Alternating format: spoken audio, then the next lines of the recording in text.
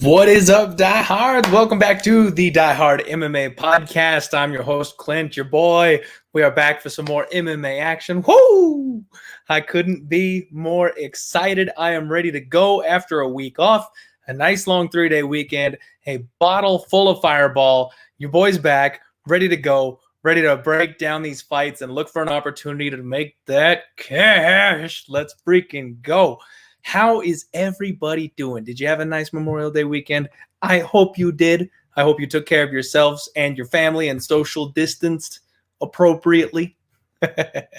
So we already did a recap of the UFC events that went on in Jacksonville. We don't need to spend a whole lot of time going over those last couple of events. We already broke it down. Swung by like a hair on my chin here, getting positive on those 3 events. Could have absolutely smashed it out of the park, but unfortunately little profit. But you know what, a win is a win. I will take it. I'm going to welcome in the chat here Bob Taylor, my guy. What is up, Chris? How's it going? Let's get this bread. I'm so excited. I'm ready to go. It's so funny when I get on this microphone, I get my setup going after having been off for like a week or two. I don't know what it is. It's not like a bike. You come back and you're like, am I doing it right? Like, is the stream working? Let me check on YouTube. Is the mic on?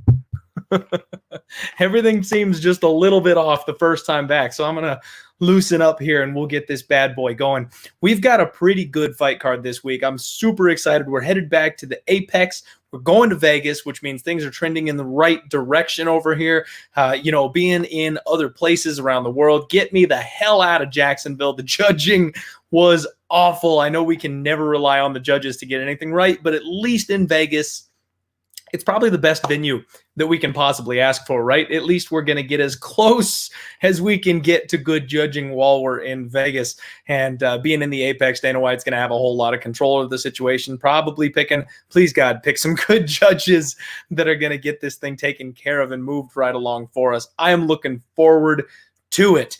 This card is surprisingly fun. You know what? When I first took a look at it, I was like, meh. And I mean, I'm a diehard. I'm going to watch every single damn UFC event that they put on. But this one just didn't really get it going for me. It was top heavy, man. The main event, and then it just steep cliff drop off from there. I wasn't excited about anything on the undercard. I started digging through the tape, and every time it gets me, every time I start seeing these little things, it's like Neo in the Matrix, man. It just starts like, it all starts piecing together, and I'm like, this is a pretty good card. Sean Shelby knows what he's doing. UFC Matchmaker doing some work. Chris, thank you, my friend. I'm glad you're enjoying the live stream version of the show. I'm actually having a really damn good time doing it. It's a whole lot more fun to be able to interact with everybody, get some differing opinions, be able to talk to you guys. I mean, not everybody wants to comment on a YouTube video. So the chat being live and people jumping in and talking with me as the show goes on, that is so much better than me spending 2-3 hours replying to messages, and then sometimes people don't even respond. So like someone will watch the video and have a thought or an idea, and then they forget to comment by the end of the video. So I just never get to interact with them. I love this. I love this setup. So I'm glad you are enjoying it too. All right, Bob, here we go. I don't know what to do. There is a card with no Angela Hill. I'm with you. I'm with you. But you know what? After we got burned on that last one, I need a break. I need a break. That one still hurts just a little bit. Eric, what's up, my boy? How's it going? All right. First off, let's give a couple of shout outs here. As you all know, I'm currently in negotiations. I've got an opportunity going with odds.com. So I will be posting some articles on this UFC event. I believe they're going to be dropping Thursday. So if you're watching this video late, if it is Thursday or Friday or Saturday, when you're viewing this right now, I'm speaking to you from the past. Hello. Click down in the link below. Check out my articles for odds.com. Do me a favor. Thank you very much. The clicks, the reads, all that stuff, that's all that matters. It makes a huge, huge difference for my opportunity over there with them. So the foot traffic would be very, very much appreciated. We do have another sponsor here. We have got the boys at GOATCapitalSports.com. GOATCapitalSports.com. If you know our boys, you know they kick some serious ass. They put us on Tiger Woods in the match just this past weekend, and I personally told them, I threw it out on Twitter, that I would be rolling with those boys, and boy did we cash. They made it look real easy early, took a 3-stroke lead, or I guess a 3-hole lead. I don't know shit about golf, but I made some money on it because of the boys at GOAT Capital Sports. So check them out. Let them know Clint sent you. It looks like all the other major sports might be making a comeback. Your boy's pretty excited. They announced the NFL playoffs. I'm sorry, NFL. Jeez, what am I talking about? NHL. The NHL playoffs are coming back. My Yotes, my Coyotes, we are in the playoff picture, and I'm excited about that. So you can guarantee the boys at GOAT Capital Sports are going to have some playoff hockey action coming to you. You know, it's funny. They only pay me for like a 10-second roll, and I'm giving them like a 30-second shout out because I love them. They're awesome. Go check them out. Michael Lunday, my boy, how are you doing, my friend? I'm so happy you made a live show. It is good to see you live, and I guess not in person, but close enough. Bill, what's up, buddy? How you doing? Appreciate you tuning in. So let's go ahead and dive into this card. I love that at the beginning of the live format, I can take 5 or 6 minutes. I shout out the sponsors. I shout out the chat room, and then we just roll right into the show. So good. It makes me feel so excited. There's no needing to warm up. I don't lose my place. When I used to pre-record this thing, I would always do like 3 or 4 takes on the intro, and it never sounded the way that I wanted it to. So fuck it, we'll do it live. The live show just rolls right along.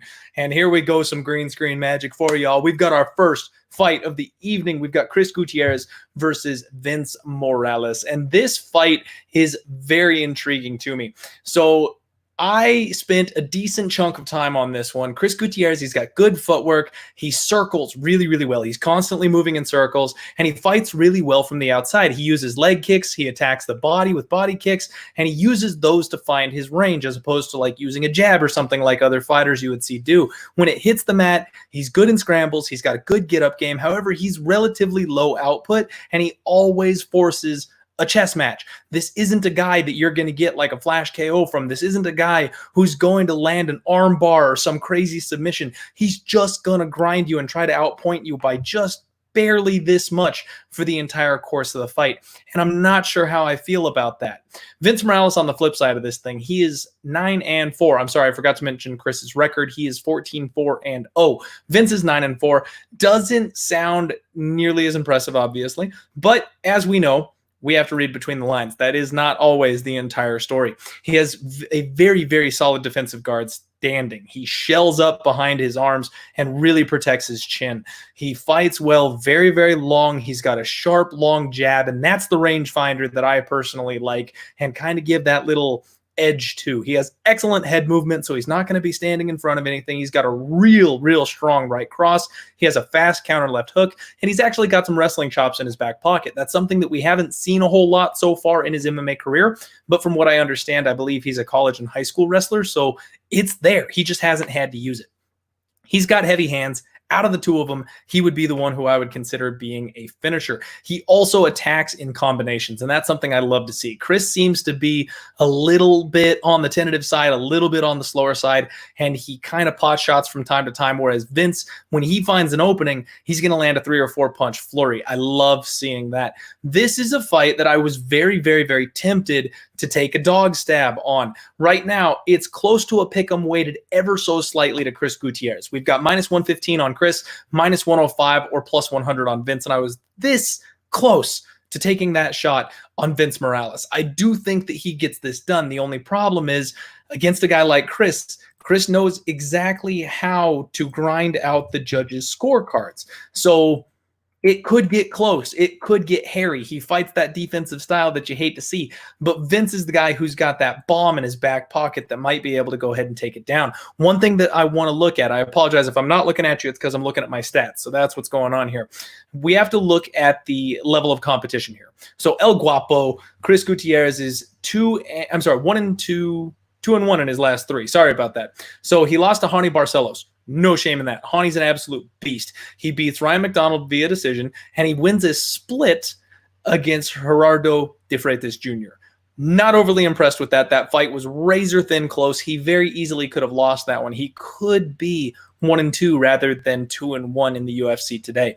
Vince Morales on the flip side of this thing, he is 1-2 in the UFC. However, his losses came to Benito Lopez, who I actually think has a decent skill set, and Yadong Song, who we know is somebody who we're high on. He's a beast, very good looking, and he fought very closely with Song Yadong and had some very serious moments in that fight. So even though, and I'm sorry, the win was against Ayman Zahabi, the little brother of Coach Zahabi from TriStar Gym. So, I mean, that's a pretty solid win. And then the 2 losses are against solid competition. So I'm feeling like Vince Morales has a slight edge in his competition level. Both the guys that he lost to are respectable, solid opponents, and he just seems like he's got more pop on his punches. If I had to make a bet here, I would definitely be going with Vince Morales. When I do my Hail Mary parlay, y'all know I'm going to have my 10 or 15 bucks on a Hail Mary parlay that can cash for like $3,000.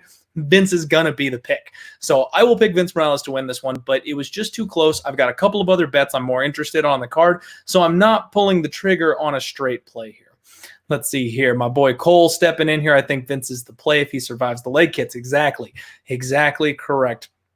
And Bill has got Morales by decision. See, okay, we're syncing up here. Chris had his surgery on his ACL after his last fight, too. You know what? I'm glad you said that. This is why I love the live chat. I forgot to mention the surgery. He's coming off the surgery. It doesn't always mean anything. I mean, Tony freaking Ferguson, he blows his ACL out, rehabs himself, and comes back 5 months early and was just fine. So you never know how much you can actually put into that, but an ACL injury is definitely always something that you want to watch about. Mikey agreeing all the way, and Al coming in going, yo, what's up, buddy? Welcome to the show. You know what? Now that I've got everybody in here, do me a favor. Give me a thumbs up here. Give me a like. Post a comment down below if you're not hanging out in the live chat, and subscribe to the channel. We've been on a massive growth wave lately, and I don't want this roller coaster to stop. We are headed towards that 1,000 subs mark. That is the goal. That's where I want to end 2020, is at 1,000 subs. That's where you can do all the monetization stuff through YouTube and things like that. So I would very much appreciate it if you subscribe and like the show so we can get some additional eyes on it. Let's move on. We have got our second fight of the night, which, by the way, I want to give a quick shout out here. We are on bestfightodds.com here. They don't sponsor me. They don't give me anything. It's just the best spot in the world to see where the best line is. And you can even click this little carrot here, boop, drop it down, and you got all the props, and you can see it sorted by book. I love this website. They are the shit. So let's move on. Luis Smolka, Casey Kenney. Oh, baby. How are we not? Oh my gosh. This fight is fantastic. Like, I'm a huge fan of Luis Smolka, and Casey Kenney is the kind of fighter that's going to bring out everything great against Luis Smolka. I mean, it's gonna be an absolute slobber knocker. If you haven't seen online, Luis Smolka has put on a decent amount of size leading into this fight. He's taking his prep very seriously. I think he's really trying to make that step up in competition. He knows he's got to improve, and he knows he's got to make some changes to get there, and he's really making that effort too. Will it pay off? We'll find out. I think he's got a bad opponent here, though, for him to go ahead and make that jump. So Smolka utilizes lots of movement. The guy is never staying still on the ground, on the feet. He's always moving. Absolutely incredible in scrambles. Really flexible. Looks to take the backs of his opponents. Offensive submission game. Very, very, very going for it. Every time, always. And he never quits, which is why I love him so much as an underdog. He's the kind of guy who brings the fight every single time and will not stop. That's what you're looking for when you're backing somebody with your money. He's always aggressive, always pressing forward, but he fires these big looping punches, which I actually think are really punishable. He does do a good job of landing body-body head combos, attacking the body, mixing it up. He is explosive in tight with knees as well. I really like Smolka's skill set. However, I just think he's going to come up short here. Casey Kenney has excellent footwork, even more so, I think, than Smolka. He switches stances, which that's always going to confuse your opponents. He's got great head movement, so he doesn't rely so much on his chin. He fires off really fast switch kicks. He's got excellent legs, body, head kicks. I mean, his legs are incredibly flexible. He can hit you from pretty much anywhere, and he blitzes to get into range. And I always love when he comes in with a 2-3 punch combo, charging forward to close that distance. He throws spin and shit. He's got these great spinning elbow attacks, which when they land, I can't imagine taking one of those things. And he's also a phenomenal scrambler. The difference here, though, is I think he's the more physical of the two. Even with Smolka putting on some muscle, putting on some weight, I think Casey's just going to be able to outmuscle him. He's also the better wrestler. So when this thing does inevitably hit the ground, Smolka is not going to be able to control Kenney on the ground, but I do think that Kenney will be able to control Smolka. And if they scramble, I think it's going to be relatively even. Kenney's got incredible submission defense. So does Smolka, but I don't think either of them are going to catch the other in a submission personally. It could happen. They both are totally live with that skill set, don't get me wrong, but I just don't see it playing out that way. I think it's going to go to a decision. I think it's going to be grindy. I think Casey is going to use his straight attacks, beat Smolka to the punch, and as long as he doesn't get hit with one of those big bombs, those big winging, looping hooks that Smolka throws, I think he's going to chip away at him and he's going to win a decision. So I've got Casey Kenney here, and in fact, I do have him in a parlay, and we're going to put a pin in that because I will let you know who we're closing it with a little bit down the road. But I love Casey Kenney here, especially looking to bounce back. He had his last fight against Marabashvili, who's just an absolute monster, a complete machine. And I bet him there. I backed him there. And yikes. I mean, Dvalishvili really opened my eyes. That guy is a beast, but this is the perfect kind of opponent for him to put the work on and rebound against. So let's go ahead and see what everybody says here. Ryan, you hate me, but I still love you. Ryan, no hate here, buddy. No hate whatsoever. So if there was some sort of misunderstanding, let me know. We can figure this out. I am just all about the positivity. Every once in a while, I am forced to block somebody because they're giving me too much shit or because they're constantly being negative at me. And let's be real, I just don't deal with it. I have no problem with haters. More often than not, I talk my haters into being fans because I'm just a laid-back, chill guy. Like, there's nothing to hate here. I'm an honest dude who does a hard-ass job, whole lot of research, and I give it all to you for free. Thank you. I'm glad you like me, Ryan. I appreciate it, but it's just one of those things where, like, hate away, man. You know what I mean? I'm glad it's all in good fun. I appreciate that it's all in good fun. But yeah, after a while, it's just hard to take. Time and time again, it's like, all right, okay. Cole, my boy, Casey Kenney rolls here. I agree, and I am on it. Bill says, I'm not betting this fight, but I got to pick Smolka. Ooh, that is interesting. Okay, supporting the hometown fighters. Makes a little more sense. Got a little bit of that, hometown rub there. It will be a close, grinding, grappling match. I completely agree with that. Brandon Williams, Kenney by decision, agreed as well. My boy Boston Nick MMA in the house. Thank you for joining, my man. I appreciate it. And Nick, you didn't miss a whole lot, man. We're only 2 fights in, so we'll be on Elliott and Brandon Royal coming up next. So here we go. All right. And my boy in Boston, Nick, is all over Kenney. And you know what, Ryan, I don't want to get on anybody. Definitely, like you said, we all know the history here, but it's fine to be passionate about your picks. For me, I preach positivity, and it's fine for me to disagree with somebody. And I understand when there's money involved, when there's picks, and there's, this is our favorite sport in the world, people get emotional. People get upset, and that's just, for me, I'm an even line, man. If you love somebody and I love the other side of it, I'm like, cool, high five. Like, one of us is going to make some cash. Not everybody can do it, and that's all good. To each their own. And what's up at Young Chillionaire? Tim Elliott is getting subbed. Hey, all right, let's move on to that one. Why don't we? Let's talk about it, Cole. We have got Tim Elliott welcoming Brandon Royval with a V in there somehow, Royval, to the UFC. And this is one that I honestly did not dig a whole lot into. So Tim Elliott is currently, I hit the wrong tab there. Sorry, folks. Tim Elliott is currently a minus 165 favorite. Now, if you want to look at the line move on here, he opened up at minus 180, and it's just been kind of ping-ponging its way down the line, but money is steadily coming in on the newcomer. And I think what that is because of the fact that a lot of people think that Tim Elliott's shot. And I'm kind of in that boat. Tim Elliott's got really awkward movement. His striking is incredibly hard to pin down because he's just always moving around, making it really weird. His timing is very strange, but if you can catch him, he's hittable. So he dropped 2 fights back to back. We did a fantastic job fading him both times in a row. Davison Figueiredo and Askar Askarov. We are 2-0 fading Elliott in his last couple of fights, but that's where I kind of got to jump off the train here for just a minute because I feel like if he's going to bounce back, the UFC newcomer spot is where it's going to happen. He's just so weird. So first off, welcome to the UFC, Brandon. You get a veteran of the game, someone who's not necessarily the best, a good measuring stick, but oh wait, he doesn't fight like anybody else in the UFC. So good luck. I mean, Brandon's going to be stepping up here. He's fighting a guy who's very, very skilled, constantly moving, hard to hit, weird timing. He's a scrambling specialist. All he does is move. If this thing hits the mat, I don't know if Brandon's going to be able to keep up with him. And Elliott's submission defense, we saw in the DJ fight. I mean, I know he got tapped by Davison, but Figueiredo, he's so strong for that weight class. I think he was able to just power his way through that submission.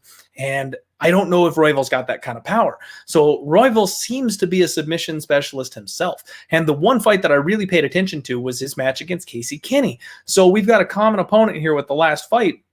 He got mauled by Casey Kenney. Now, Casey Kenney is a guy that I'm high on. Casey Kenney is a guy who belongs in the UFC, might even be top 10 eventually. Like, we're talking about a solid levels. But so getting mauled by that guy is not a problem, right?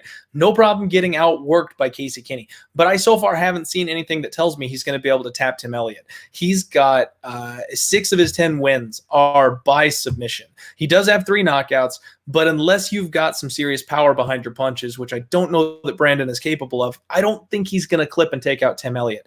I cannot trust Tim Elliott with my money, but in this spot, I think he survives the ground game and is able to maybe eke out a greasy decision. So I definitely don't want to be laying that kind of wood with a guy who I think might be nearly a coin flip. I don't know. There's a decent chance that he does get caught here because Elliott is on the decline for sure. But I don't know. I can't touch it. I hope you all have a better read on this one because, yeah.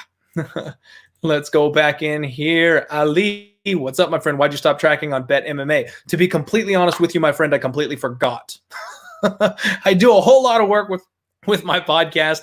I don't sell picks. I'm completely transparent with all of my information, my betting record, my wins, my losses, and it's just a lot to do. So when I'm already manually tracking my records and I'm doing it on camera, I'm telling you guys, hey, this is what I'm betting. Hey, this is what last week's record was. Like, it just got to be too much. And then the problem with that was my record on Bet MMA completely dive bombed because the couple of events that I was winning in between things, I forgot to put the numbers in. So my record looks awful on Bet MMA tips, far worse than my real record is because I was missing somehow the winning weeks and I was inputting the losing weeks, and the whole thing just went to shit. I've been talking to some people. I might start tracking again and try and dig myself out of the hole that's on there. It'd be very impressive if I was able to pull that off, but that's the long and short of it. I just didn't have didn't have the time or the energy to keep it up after a while because I'm already doing it myself.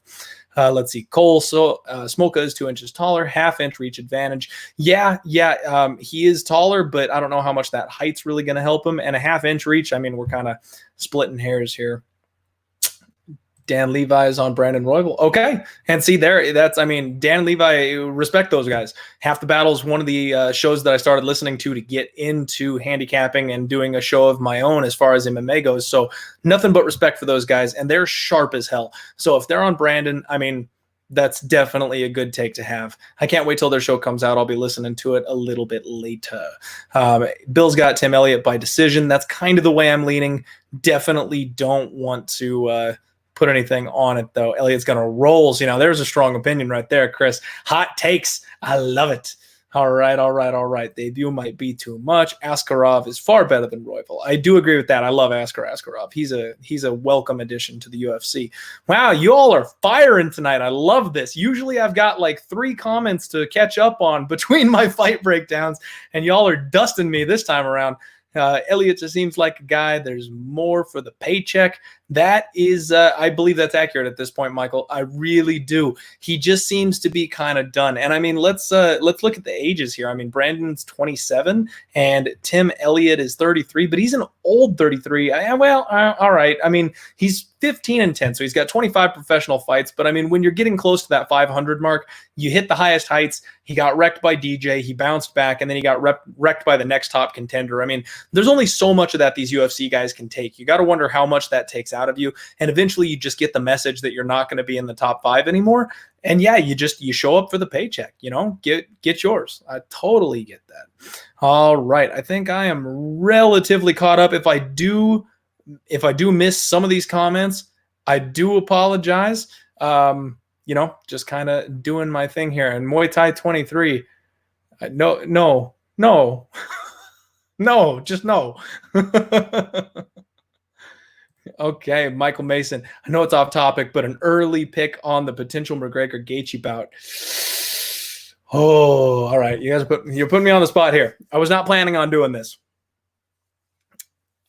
I bet McGregor. I know. I talk shit about McGregor constantly. I talk about he's overrated. Talk about how all the McGregor fanboys are always talking up how he is. But we saw Gaethje lose to two guys that have very similar styles to McGregor in Poirier and Alvarez. And I think McGregor is going to learn from those opportunities. And I think McGregor is the second hardest puncher in the division. So Gaethje can't necessarily go power for power with a guy like McGregor. And I have said I've been on record for a long time saying that Khabib's next fight in the UFC is going to be Conor McGregor.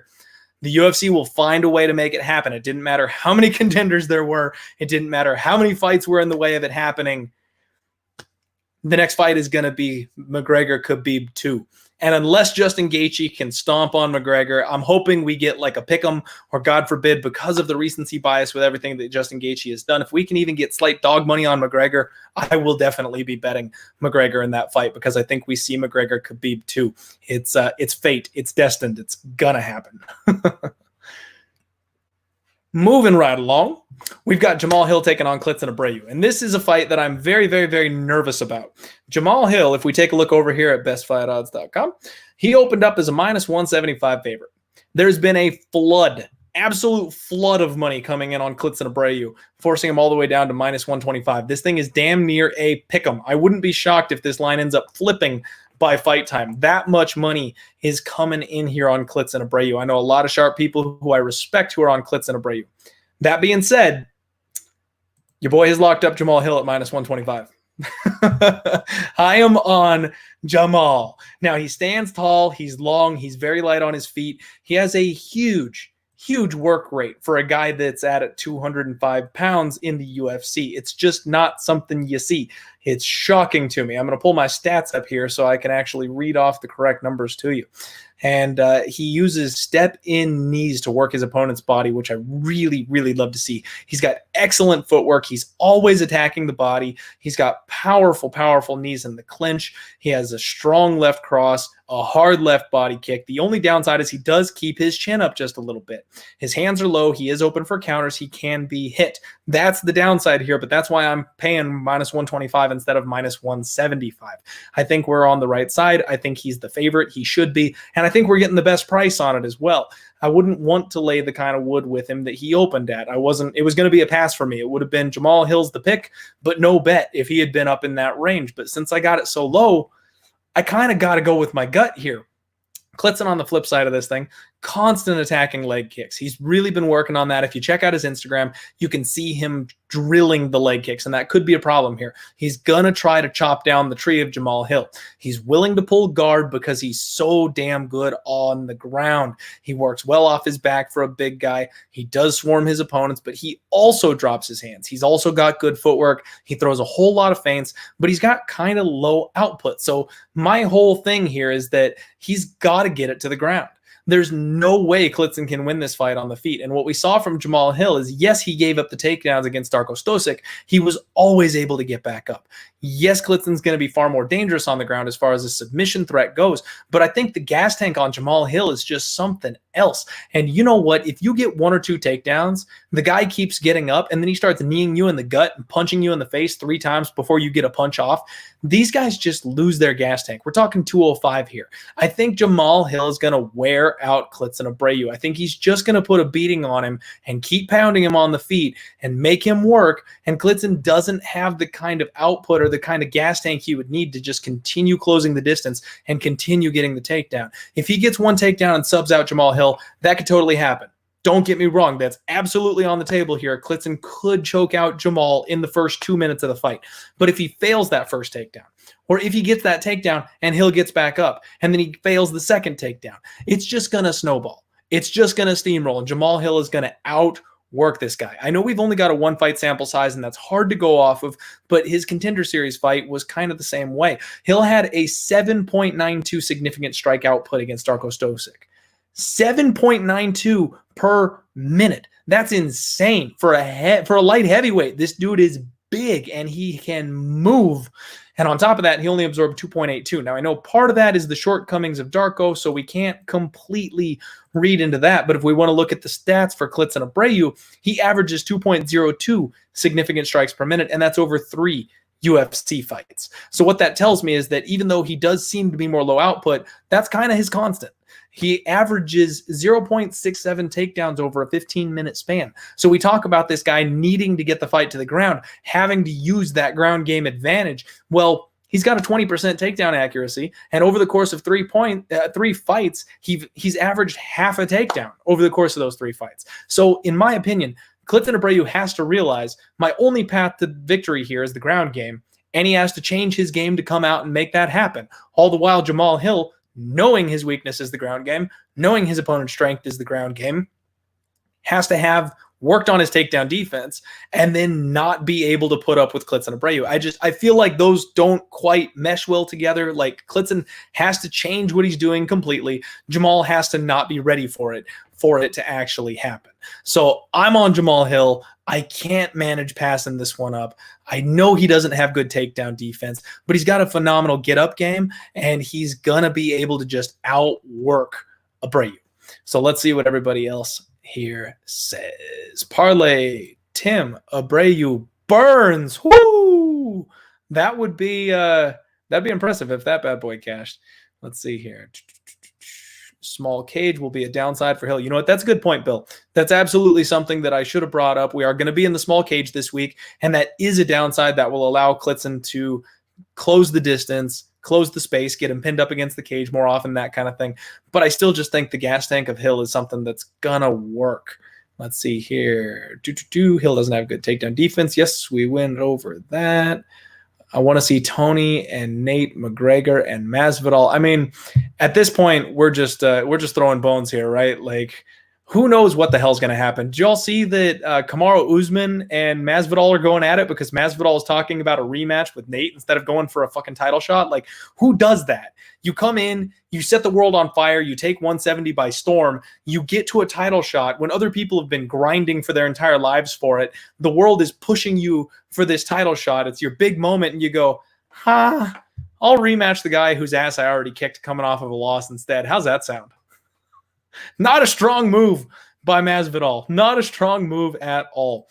Kildson tries to throw bombs to get into the clinch. Remember, great knees by Kildson. You know, but if we're going knee for knee, Nick, I think Hill has got much better knees than Kildson Abreu does. On top of that, he's going to have a significant size advantage, I think. Hill has got 4 inches on the height advantage. And, oh yeah, one of the big points I forgot to mention, a 5-inch reach advantage. When this thing is on the feet, I don't think Abreu is going to be able to get into him. And that's kind of my deal. I like Abreu's talent for the future, but not sure about this fight. Yeah. Hill is absolutely athletic. And I do think Abreu, as long as he doesn't get the cut for going, 1-3, I think he sticks around for one more fight. And then he kind of gets it rolling. I faded Jamahal Hill, and it didn't work out very well. He impressed me. This is one of those ones where, honestly, I might be zigging when I should be zagging. I bet against Jamahal Hill, and then he came out looking like a complete beast. And now I'm kind of buying in on him. I'm kind of sold on him. And if he comes out and lays an egg, yours truly is going to feel like an asshole. So here we go. Next fight. Katlyn Chookagian taking on Antonina Shevchenko, the other Shevchenko. Yes, there has been some confusion on this one. People seem to be betting it like it's Antonina's sister Valentina in this fight. No, I'm just kidding. So it's opened up basically a coin flip. I mean, plus 100 on Katlyn Chookagian. It's ping-ponged around all over the place, and it's settled on about plus 115. Everyone seems to be buying in on Antonina. Now, if y'all know me, we know all about fading Shevchenko. We cashed in Easy on my girl Roxanne Modafferi, maybe my favorite underdog of all time, especially in the women's department. And she just has no ability to stop the takedown. Once she is on the mat, she has no ability to get back up. I mean, Katlyn and Shevchenko is a perfect matchup because, believe it or not, Katlyn Chookagian has not attempted a single takedown her entire UFC tenure. She has no interest in the ground game whatsoever. I feel like the meeting between Dana White and the officials looks something like this. They're like, Valentina is such a star. We've got to get Antonina rolling, right? Who do we give her that is respectable and she can beat? And then someone's like, you know what? Katlyn Chookagian makes a whole lot of noise. She doesn't actually hit anybody, and she doesn't wrestle either. Nailed it. That's exactly how that conversation went. So a lot of people are talking about betting Chookagian. I've seen a whole lot of people picking her, money coming in on her, stuff like that. And I think this is a perfect mark spot. I think that the UFC has set this fight up to get Shevchenko a little bit of notoriety. She's fighting the number 2 contender as the number 12 contender. How does that make sense? And unless Katlyn Chookagian comes out and goes, oh, hey, by the way, everybody, I've known how to wrestle this entire time. I've just decided never to use it. All the while, Shevchenko, working on her takedown defense with her sister, has to get caught with her pants down and not have any takedown defense again for this fight for her to actually pull this off. Shevchenko is a phenomenal striker, far better in my opinion than Chookagian. I know Chookagian, she sells these fights by kiaing. She makes so much noise. She has good movement. And a lot of the time she doesn't even hit her opponents. It just looks like she's hitting the opponents and she sells it to the judges. Shevchenko ain't going to play that game. I think Shevchenko is going to be able to out-kickbox her. And especially with Valentina in the corner. Hey, yep, that's right, Ryan. Exactly. With Shevchenko's sister in the corner going nuts. I mean, there's no crowd noise, but there will be Shevchenko noise. So I think that might influence the judges. This one's going to be a 3-round snooze fest. Neither of these girls is getting knocked out. It's going to be a close – well, I say snooze fest. Maybe that was a little strong. It's going to be a striking match. And actually, it might be an entertaining and relatively even striking match. I think it's going to be a fun one to watch. I think Shevchenko gets it done. I'm not confident enough to pull the trigger on that because of that takedown deficiency.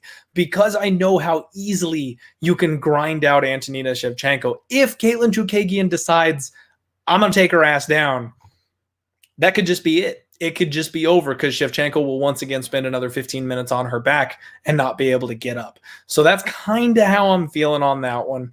And let's roll right along to Billy Quarantillo versus Spike Carlyle, the alpha ginger. I love this guy. He is a special kind of crazy. He's got excellent side-to-side movement. He stays really, really calm in the cage. That was something that really stood out to me. For being a fighter with not all that much experience, he's got no nerves. It's like he's in there. He's one of those guys that's not afraid to die. You know what I mean? He is in there and he's ready to take whatever comes his way, and he's confident that he can handle it. I love that silent air of confidence that comes from him.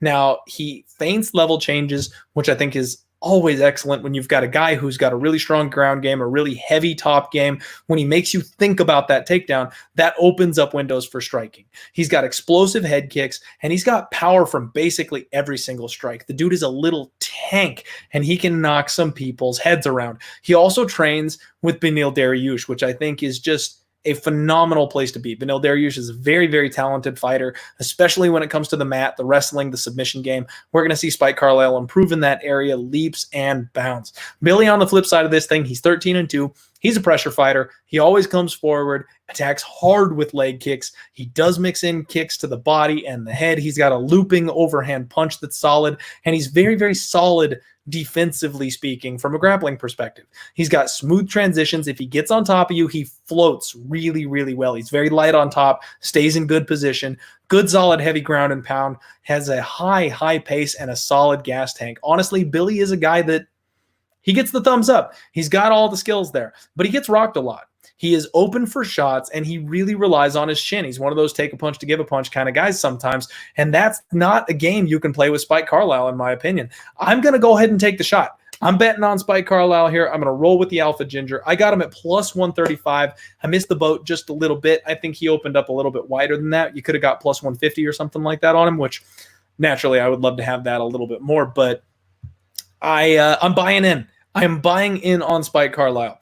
I didn't know quite what to make of him in his last fight against Alon Cruz, and he wrecked him in the first minute. Now, I know that was an upset. A lot of people are saying, don't read into that, but honestly, the dude's a powerhouse. He's got 5 KOs. He's got 3 submissions. He's only got 1 decision win, and his sole loss came by decision. I know there's been some things circling around about there. Not a good gas tank, things like that. That fight was over a year ago. He's training with Beneil Dariush. He's got high-level UFC caliber training partners, and this Billy kid gets touched. And that's the thing for me. If you've got a guy who, with the power of Spike Carlyle, who's able to end the fight on a moment's notice, you can't be chinny. You can't be getting touched. You know what I mean? And he's just that. He's a crazy man. You bet on guys like Masvidal and Diaz, and when those wild men put it all together, they're dangerous. They're dangerous for everybody. So I'm going to roll the dice.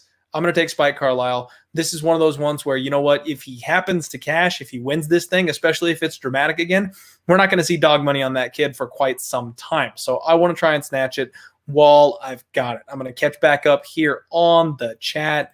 Which one is louder? Chookagian's tennis sounds or Valentina from the corner going, hey, you know what? It's got to be Valentina. Hands down, it's going to be Valentina who's louder. And I think that's going to be part of the strategy. Let's see here. Cole, I have no idea who wins this fight. Chookagian's the only fighter to win by decision. Yep, exactly. There, you can't trust Chookagian. I can't stand Katlyn Chookagian. I've tried fading her, and time again, she just kicks me in the nuts. Billy, Shevchenko's the better striker. I agree. Wanted to take Shevchenko. Clint talking me into it. Hey, Nick, man, like I said, I know some people who are on Chookagian, and you know me, I like the dog money. I'm all about betting the dogs, but yeah, I think Shevchenko is the right side here. I do think that this is the UFC basically trying to exit Katlyn Chookagian from the title picture, because we know how that went, and she's not going to do it again. So get her out of there. If they can flip Chookagian with Shevchenko, that's a huge win for the UFC. Let's not act like Shevchenko's original opponent was Calvillo until she pulled it. Okay, fair enough. Walla Walla Dose, my boy. What's up? Welcome to the show. All right. Scrolling through the comments. Sorry, everybody here. Billy's probably a bet that I'm going to make. All right, Nick, we can go head-to-head all night this week, apparently.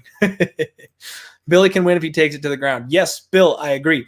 If Billy can take it to the ground, if he can stay on top, if he can gas out Spike, this is another one of those downhill landslide type of fights. If he can make Spike work and he can bank the first round or two, I don't think Spike's going to have enough in him in round 3, because we don't really see this kid late. The only time he's gone to round 3, he's 1-1 when he's gone to round 3. And Billy is a kid that I feel like gets stronger as the fight goes on. So you're absolutely right there. But I'm going to go ahead and roll the dice on him cracking the chin. That's my angle here, because Spike is wild. I'd love to see an MMA card where each fight was winner take all of the fight purse. Ooh, Michael Lunday. That is brutal.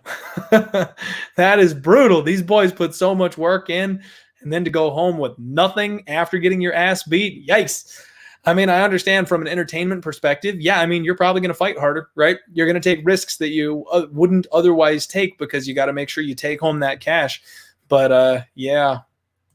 Mike, yes, I am a little worried about Spike's gas tank. I am hoping that it is improved. He's one of these guys that's a finisher. He's KO'd his last 3 opponents in a row, so we really haven't seen proof that his gas tank has improved. But again, high-level training partners, UFC quality, caliber training partners, I've got to assume that it has improved at this point. Yep, there you go, Eric. Nailed it. Cardio advantage, Spike has the power advantage. And once again, I've got to let everybody know, if you're listening to this audio only, you are missing out. It sounds like I've lost my mind and I'm just saying random shit, but I am actually responding to people in the chat. Here we go, Ryan, head-to-head again. Dropped 100 on Billy. Good luck, my man. It just always seems to happen this way. Muay Thai 23, subscribe. Thank you, my friend. Welcome to the Die Hard Horde. And now you got to give me money. I will, you know what? I will work on making winning bets. And if you tell them, you will make money that way. All right. I don't see any chance of Carlyle getting subbed due to strong in the neck. Yep, exactly. He's got that. I used to train jiu-jitsu with a guy like that. He used to piss me the hell off. We started training like right around the same time, and he just had no neck. I would get his back constantly, and I was never able to rear naked choke this guy. I'd get behind him, and he's just sitting there like, I'm good. I'm good. He could never do, even if you like try and like scoop the chin to like get under it, it wasn't there. And guys like that drive me nuts. I'd have to transition for an armbar, try to roll to mount or something like that because yikes, you just can't get a guy like that. So I'm hoping Spike's no neck works in my favor here. All right. Howdy, folks. What up? How you doing tonight, my friend? All right, here we go. Oh my God, Ryan. I'm sorry. I got to highlight this one. How is Billy Quarantillo going to lose during the Quarantino? That is the comment of the show. You're setting the bar pretty high there, Ryan. It's going to be tough to beat that one. And Mikey's got Billy by armbar. Totally possible as long as he's not going for the neck. And Bill, thank you, my friend. I appreciate you. All the love and support. If it wasn't for you diehards, I wouldn't be keeping this shit up. I love you guys, and hanging out with you has been an absolute blast. Let's roll to the main card, shall we? We've got a late notice replacement who broke my parlay. So originally, if you follow me on Twitter, my parlay was a 3-legger, and it had Kevin Holland in it. Kevin Holland has since dropped out. Daniel Rodriguez has been given a replacement opponent, and if I recall correctly, let me see if I got some notes here. I didn't look a whole lot into it because, honestly, I just don't know the guy. Gabriel Green. He's a lightweight, apparently, and he's moving up to 170 on short notice for this fight. Daniel Rodriguez, I believe, took this fight on short notice to fight Kevin Holland, so kind of levels the playing field out there a little bit. But Green comes from Bellator. He's got some Bellator fights and apparently a winning record over there. The main thing I saw with Daniel Rodriguez is heavy, heavy leg kicks. That's his choice attack here. And honestly, this is a fight that's a complete stay away from me. I didn't have time to really research it with the last minute dropout. That really threw me off. I was all guns ablaze and ready to go on Kevin Holland. He was in my parlay. I think the sky is the limit for this kid, and I missed the boat last event. I should have been all over him. I said he was the side. I said he was the pick. Love everything about it. If he could just put it together, he would be a force. And he is. That's exactly what he's doing. And he's dropping a weight class. I expect him to be a star at 170. So I'm hoping he makes a quick recovery. I guess it's a shoulder injury that somehow forced him out of this thing. But as far as the actual opponents fighting here, no clue. We've got 2 short notice UFC newcomers. No freaking clue. Just going to pass on that one. Sit back, grab the popcorn, shot a fireball, call it a day. Let's move on to the ladies. We've got Mackenzie Dern taking on Hannah Shockwave Cifers. And I actually am a fan of Hannah Shockwave Cifers. She's a fighter who I feel like gets a bad rap. She doesn't look like anything. She's one of these UFC fighters. Now, it's not just women, but some of the men too. I mean, what's his name? Old Tubby. Should have been sponsored by McDonald's. Got the big old gut. Moved over to Bellator. Why can I not think of his name? Roy. You get those fighters that just don't look like shit. You know what I mean? You get these UFC fighters that are high-level, super talented fighters, and you would just never know by looking at them. That's Hannah Cifers. You have no clue how talented this chick is until she actually gets in there in the cage, and then you start raising that eyebrow. So she is underrated, in my opinion. Now, looking at the line here, we have got Mackenzie Dern all the way up to minus 430 with plus 345 comeback on Hannah Cifers. And my boy, I got to give a shout out to Kildson MMA. He spied this one early. He spotted Mackenzie Dern from a mile away. I think she opened up like minus 180 or something like that. And he was like, dude, get on her now because it's just going to be a flood and she should be a minus 500 favorite. I completely agree with him. Absolutely agree with him. And I don't know how the line opened that short. I know a lot of people are saying that the line is wide now. I don't agree. Mackenzie Dern is being gifted a setup fight by the UFC. I'm a fan of Hannah Cifers. She's got some solid striking ability. She's got some good output. She averages 4.82 significant strikes per minute, but she absorbs 5.55. So even though she's got a high work rate, she's always getting beat to the punch. She is getting outstruck by her opponents even still, and she has no ability to stop a takedown. I mean, her takedown stat is 64%. That sounds nice, but it's not as good as you would think it would be. And Mackenzie Dern is just an all-star on the ground. I mean, an absolute phenom when it comes to being on the mat. And this is the UFC going, welcome back, Mackenzie Dern. here's the opponent that you can sub out and get right back on that hype train. That's exactly what's happening here. So I'm actually closing out that parlay that I mentioned earlier with our girl, Mackenzie Dern. I've got Casey Kenney parlayed with Mackenzie Dern. The line is going to be about -143. That's where I got it at, and that's a two-banger. I'm going to win 2 units here. So I'm risking 2.86 units to win 2 units on Casey Kenney, Mackenzie Dern. I know, Nick, I threw you for a loop there, buddy. Got to mix in that sometimes. People think I'm going for the dog, and then I flip it on them. No, I'm going Mackenzie Dern. I think this is a complete setup fight. Hannah Cifers has to stop the takedown offense of Mackenzie Dern and be able to outstrike her. We saw Mackenzie Dern striking improve in her last fight, and the girl's got some power. She's got that badonk-donk, and she puts all that into her overhand punches. And if she lands one of those on Cifers, you best believe she can knock Cifers down. So if she can't get the grappling to get it to the mat, she can just knock her to the mat. That's definitely something possible. She's going to be the bigger, more physical, far more athletic woman in this particular case. And Hannah Cifers really has only shown real potential when she's fighting women who are the same size as her or smaller. She struggles when she's at a reach disadvantage. She struggles when she's at a height or a strength disadvantage. So I just see Dern here all day. We don't need to spend a whole ton of time on it because, like I said, I think it's a complete setup. I think the UFC know exactly what they're doing here. They want to get that hype train rolling again since she's been gone for a while. And here we go. Give her a fight that she can win, right? So we've got Roosevelt Roberts taking on Brok Weavers in our next fight. And Brok Weaver, he's an interesting case. The curious case of Brok Weaver. I'm not quite sure what to do with this guy. Right now, Roosevelt Roberts is a -335 favorite. The comeback on Weaver is +275. And I'm just sitting here going, but why? I cannot bring myself to lay that kind of wood on Roosevelt Roberts. At the same time, I'm not quite ready to pull the trigger on Brok. I can't make heads or tails of this one. And I'm probably going to just end up passing because I've got a real weird feeling that Brok Weaver shows up in this fight. I don't know what it is. His last fight ended awkwardly. He got knocked out by an illegal knee while he was on the ground. And basically, the fights we've seen on the Contender Series and in the UFC, all his opponents have done are go for takedowns. That's it. He's got very basic kickboxing, but he's got a good chin. He hits hard. He's got an excellent gas tank. He's physically strong. And his opponents are constantly just trying to wear him down, put him on the mat, grind on him. And if you can't get this guy down, he just mauls you in the second and third rounds. And we've got to assume that he's improving. He's getting that UFC experience. He's taking those little steps up in competition, and he's passing every test. Now, Roosevelt Roberts is a jump. Don't get me wrong. Roosevelt Roberts is a different level jump, but he is he's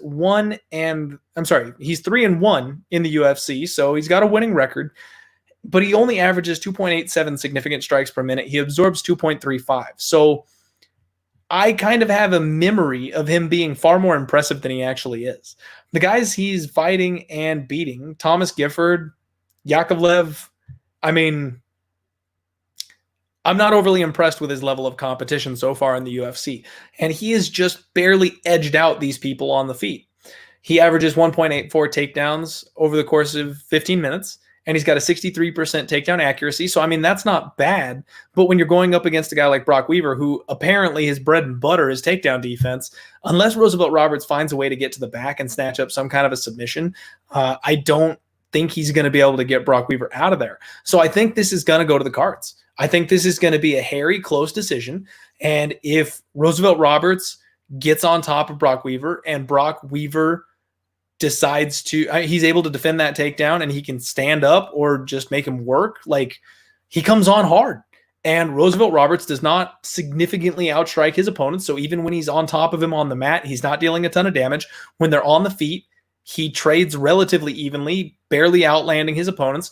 But Brok has a much higher work rate. He averages 5.57 significant strikes per minute. I've got a crazy feeling that Brok shows up here for the upset. I'm not willing to put my money on it. So if that tells you how confident I am in this plus 275 dog, which That's normally what I'm all about, right? Like I'm usually that guy that calls the shot and just takes that swing at it. I think Brok Weaver wins this. And if he does lose it, I've got a feeling it's going to be like a nasty split decision. And that's kind of what's like, I know I'm the guy that says that's value all day, right? If it goes to split decision, you've got plus 275, that's value. And I just can't quite pull the trigger. I can't quite get there, but I'm going to say Brok wins. I'm going to say Brok Weaver shows up and gets this thing. I don't know why. My boy Boston Nick taking Brok. Good luck, my buddy. What's a unit? A unit equals $100. I only know dollar signs. Yeah. So you know what, Bill? That's one thing. I always go by units because here, let me break this down for you. And for anybody who doesn't know, there's a whole bunch of pissing contests when it comes to MMA handicappers, right? So if I tell you my unit is $1,000, right? I'm betting $1,000 a fight. There are people out there that are going to see that and go, oh, fuck, this guy knows what he's doing. I could just be some rich asshole. If I told you I bet $10 per fight, there's a bunch of people out there that are going to go, turn that podcast off. I'm never listening to that asshole's opinion because he only bets $10 a fight. So I don't ever disclose my unit size just because of that fact. It doesn't matter. You know, a unit for me and a unit for you, they are two different things. But when it comes to tracking our success in betting, it's the same language. So, that's like asking somebody their salary to me. I'm like, yeah, it just, it's my business. It's fine. I'll tell you what my unit, what my wins and loss unit wise are. I'm never going to lie to you on that front. But I don't see the point in getting in a pissing contest over, I laid $200 on this guy and I bet $50 on that same guy. So you're somehow more important than me. I don't know. People get weird about that kind of stuff. So I just kind of leave it. I honestly don't think it's that important. Wasn't Weaver like minus 300 in his last fight? You know what, Brandon? That is a great question. And I want to say he was not looking so hot. I mean, he was doing his usual thing. He was defending the takedown, but he was definitely overhyped. That was something that I noticed. I think I had a bet on Brok Weaver on that, and I was kind of happy for the illegal DQ knee because I was not happy with the direction it was going. He could have kept to his normal game plan and won it in the second and third rounds, but you never freaking know. He was a moderate favorite. Yeah, minus 275 it looks like based on what Tapology's got to say. So yeah, right around that ballpark. But this is one of those situations where I prefer to bet fighters like this as dogs. So Brok Weaver minus 250, minus 300, hell no. Hell no. But if you give me Brok Weaver plus 275, plus 300, yeah, that's like my shot on Angela Hill last event. Yeah, fuck yeah, let's do it. Except I'm not actually going to do it this time. Roberts will beat Nightwolf. I'm a Mortal Kombat, Mikey. I'm a Mortal Kombat fan. I get the reference. I got you. All right. Getting caught up here on chat. Yep, high risk, higher reward. And that's what I'm all about. I love it. All right, let us move on. We've got Blagoy Ivanov versus Augusto Sakai. And this is a fight that I have little to no interest in. And you might be going, what? Clint, it's the co-main event. It's heavyweights. How do you not love this fight? Gather around, children. Let me tell you. Blagoy Ivanov is 13-3. Augusto Sakai is 14-1. And so far, I like what I see out of Augusto Sakai. He's an up-and-coming contender, and I think he's got a decently bright future in the UFC's heavyweight division.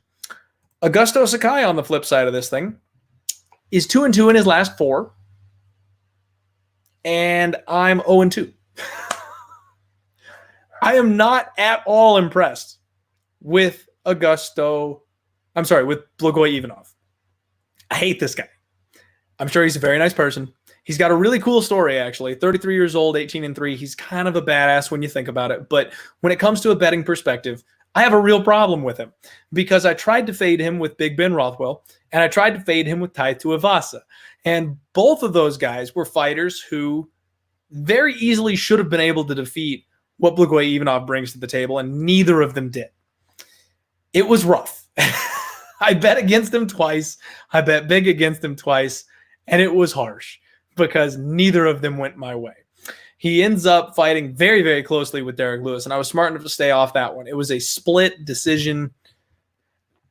Sorry if I lost the feed there for a second. It was a split decision against Derek Lewis, but he definitely, kind of pulled some of the moves that I was thinking. He's very low output, and that's what I don't like about Blagoy. He's basically solid everywhere, decent takedowns, decent takedown defense, good submission offense, solid striking, but not anything special, very flat-footed, slow and plodding. I mean, there is not a single thing that Blagoy does that impresses me. I don't like how he fights. He's one of these middle-of-the-road, mid-tier guys, and I know Tai Tuivasa is kind of a busted prospect, and that's where I shouldn't have bought in on that one. That was my bad.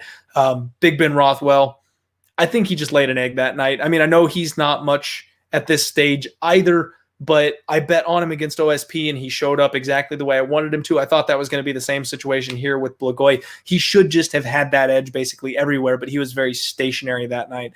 Sakai, I think, is a solid young up-and-comer. Knocking out Marcin Tybura, nothing to write home about. Knocking out Chase Sherman, again, nothing to write home about.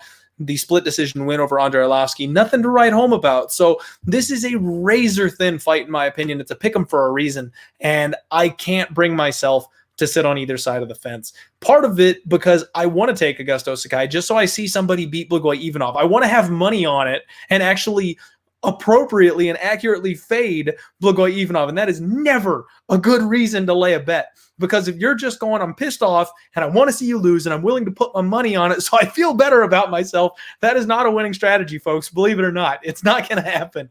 So I'm passing. I've got an emotional opinion on this one. I'm putting it in check. If I had to make a pick, I would take Augusto Sakai. I do think he's the younger, better fighter, higher ceiling, going to be more improving. But Ivanov has burned my ass one too many times. I'm not fading him here. I'm not going to try it. And that brings us to the main event of the evening. We've got Gilbert Burns taking on Tyron Woodley. And what an interesting fight this is. I am super excited about seeing how this one plays out. So right now, you can get Gilbert Burns at plus 155. You can lay it with Tyron Woodley at minus 175. Somehow Tyron opened up at minus 130, and there's just been a landslide of money on Tyron until finally, just today, we're starting to see a little bit of buyback on Gilbert Burns. And I am glad I patiently waited. So let's talk about Tyron Woodley. I've been one of the biggest Tyron Woodley fans ever. I have championed this man. I was one of the people that said that he potentially had what it would take to dethrone George St. Pierre as the GOAT of 170 pounds. And I truly believed that. However, that time has passed. Tyron Woodley had a window. He had a window of opportunity, and what he did is he started making movies. He started rapping, singing very, very, very bad songs. And it's all out the window. He didn't take Kamaru Usman seriously, and he looked awful in that Kamaru Usman fight. Now he's 38 years old, and he's fighting a complete monster. He's fighting a Gilbert Burns who has never been sharper, who's never been stronger, who's never been more confident, who just knocked the fuck out of Damian Maia, which I know Damian's getting old too, but Gilbert Burns had some heat on those punches. Nobody else has knocked out Damian Maia. Who's the last person to knock out Damian Maia? It just doesn't happen. He's only got 2 KO losses in his entire career, and he's fought some of the biggest, toughest challenges at 170. Tyron Woodley is low volume. He moves backwards, and that's something that has worked in his last 4 or 5 fights. He's been able to beat Stephen Wonderboy Thompson, Darren Till, Damian Maia, Robbie Lawler, all by shuffling backwards. He moves back, he moves back, he moves back, and then he waits for that one big bomb and crack. And as soon as he gets that big shot, that's how he wins rounds. That ain't going to work against Gilbert Burns, folks. It's not going to work against Gilbert Burns. Gilbert Burns is a monster. He's an aggression machine. He comes forward, he hits hard, and he's a sick Brazilian Jiu-Jitsu black belt. This is a huge step up on Gilbert Burns. I always like to fade fighters when they're stepping up in competition level. That's one of my angles. If I see a fighter who's taken that first step up, I try to bet against them, especially if you're getting pick'em or dog money on the more experienced fighter. I missed that window with Brian Boom Kelleher in that last fight against Hunter Azure. But that's my angle. However, in this spot, we're getting the more experienced fighter. Yes, a champion caliber fighter in Tyron Woodley, but I'm not laying minus 175 or higher on it. No way in hell. If you got that opener, if you got minus 130, if you got minus 140, I can see you taking that shot on Tyron Woodley. However, I think he's done. He's talking mad shit about getting back on track. He's in a violent headspace. He wants to kill somebody, but he's talked that kind of shit for years. And then we see him set records for the lowest amount of significant strikes thrown in his fights when he takes on a guy like Stephen Thompson. And yes, he can clip Gilbert Burns. He absolutely still has that explosive power, and he can crack Gilbert Burns. Burns has been knocked out in the past before. However, he was knocked out when he was cutting down to 155 pounds. And I think the extra weight at 170 is going to make him far more durable. It's going to improve his gas tank.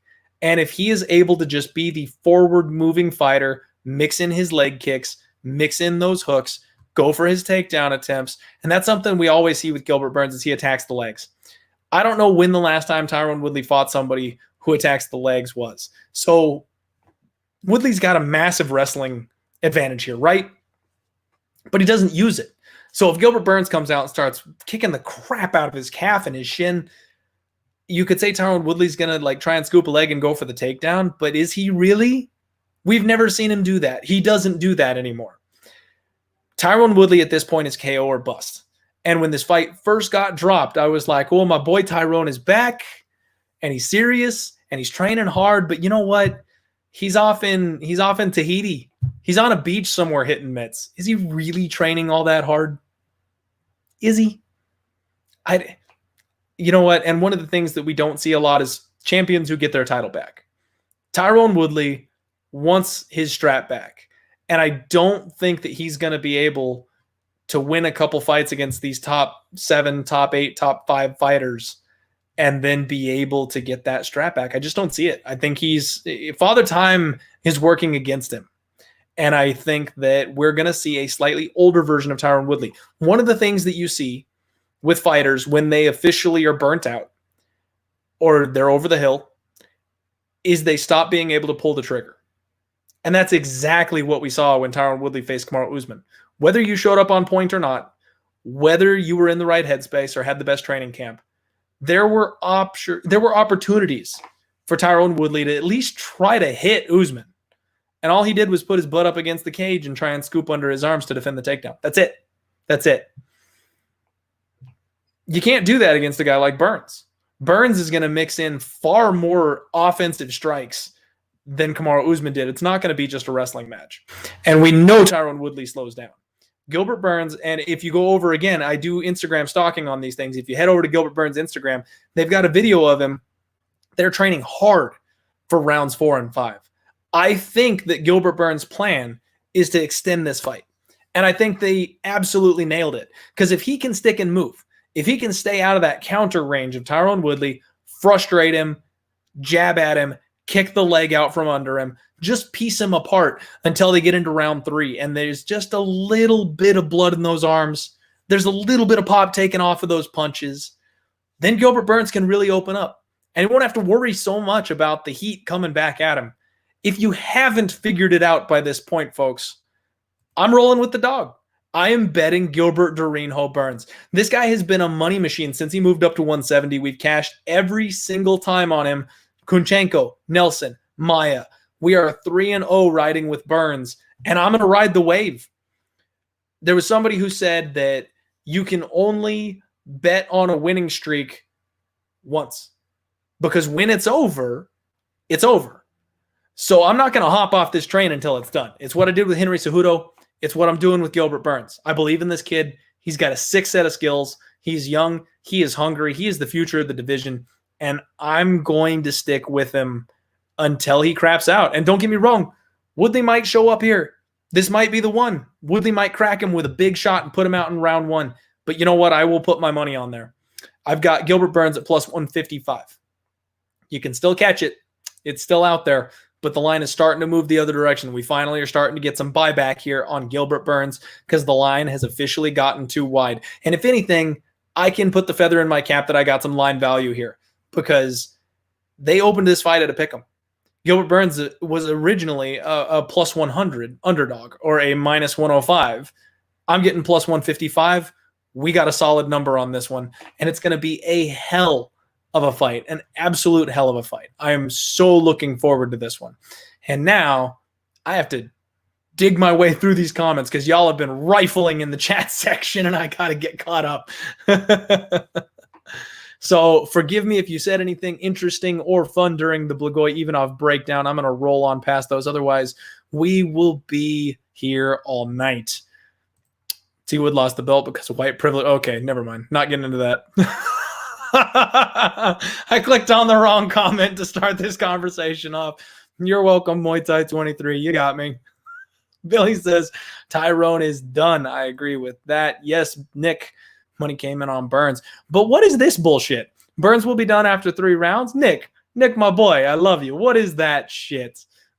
And Bill, oh my God, if Burns comes in to falling in and out of love, he's the kind of guy that would do it. One of the reasons I fell in love with this dude is, you know, the gif of the African funeral guys, they're all like dancing with the casket on their shoulders. Gilbert Burns loves that meme, and he posted, like, during the Corona situation when the fights weren't happening, he put like 50 of those up, and I was dying. That's why when I put the official pick out on Twitter, that's the GIF that I used. He is the kind of guy that's funny enough to actually use Tyron Woodley's song as his walkout. I pray he does that. You know how amazing that would be? And if anything's going to shake the focus of a professional fighter like Tyron Woodley, that would be the one. Thank you for tuning in, Eric.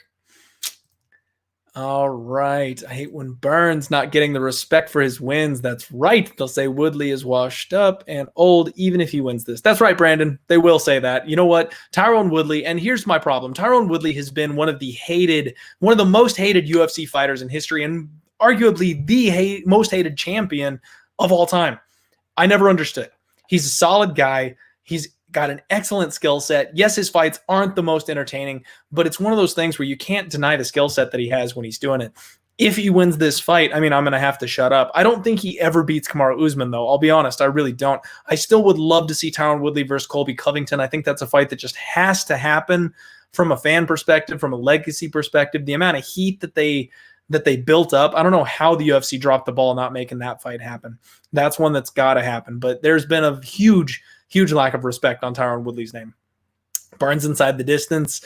You know what, Bill? I can see it. I mean, he's really coming into his own. This kid is streaking. He is peaking, and he's dangerous. He's dangerous everywhere. I know Woodley got his black belt. I know Woodley's probably the better wrestler of the two, but Gilbert Burns is a damn good wrestler. His submission game is got to be better than Tyron Woodley's. And even though Woodley might be the better striker, Burns has got heat too. And if Woodley at 38 years old gasses out in round 4, I might be sprinkling those round 4 and round 5 props for Gilbert Burns because, yeah, that could be fun. And, yeah, Michael Mason, Hooker laid Burns out too. But, you know, Hooker's a completely different beast from Tyron Woodley. Hooker's got pinpoint accuracy. He's incredibly tall, incredibly long. He's much bigger than both of these guys, even at 155 somehow. I don't know how he makes that weight class, but the reach advantage was the issue. And Tyron Woodley doesn't have the volume of a guy like Dan Hooker. Hooker was able to hit him where Burns couldn't hit back, and that was really the issue. Against Tyron Woodley, that's not going to be a problem. Ooh, Burns will take Woodley down. That's yeah, I'm kind of with Nick here on that one. That's a hot take right there. If he does, I would love to see it. But yeah, Woodley's arms are going to get tired by the 3rd round. Justin, hello. What is up, my friend? Welcome to the show. Thank you for hanging out. All right. I think we're about caught up. Most of this is just my boys, Bill and Nick, going back and forth, arguing with each other. I love it.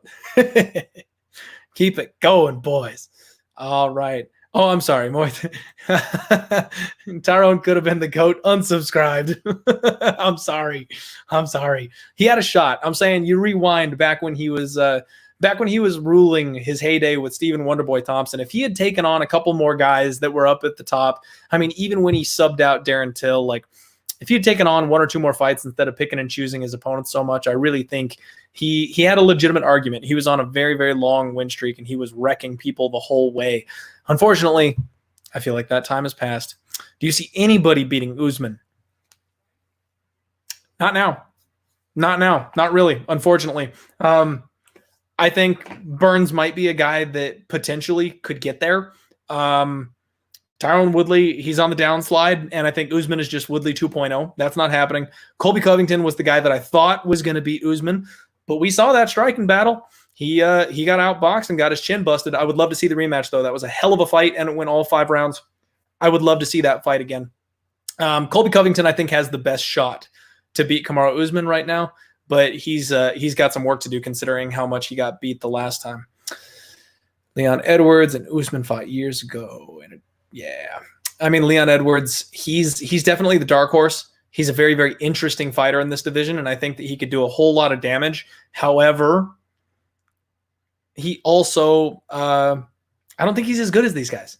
I just don't. I mean, I know he's the dark horse and he gets disrespected, and that's kind of why he's the dark horse, but I don't see him beating Colby Covington or Kamaru Usman. He's not as good a wrestler as either of them, and I don't think he has the volume output in the hands, and especially against Usman, I just think he's going to get outpowered. You know what I mean? I don't think that's going to happen.